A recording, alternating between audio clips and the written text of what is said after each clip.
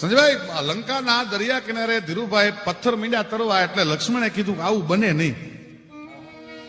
આ તો અશક્ય ઘટના છે, પ્રકૃતિના નિયમ વિરોધની વાત છે. આવું કેમ બન્યું?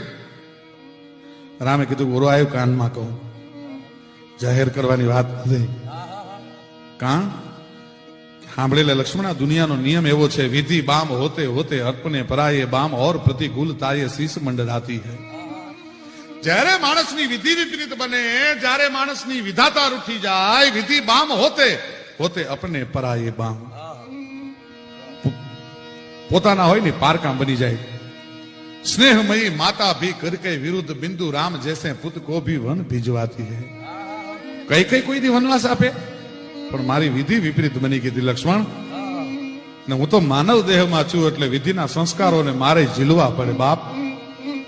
विधि बाम होते होते अपने पराये बाम और प्रतिकूलता ये स्नेह मंडर आती है. स्नेहमयी माता भी करके विरुद्ध बिंदु राम जैसे पुत्र को भी वन भिजवाती है.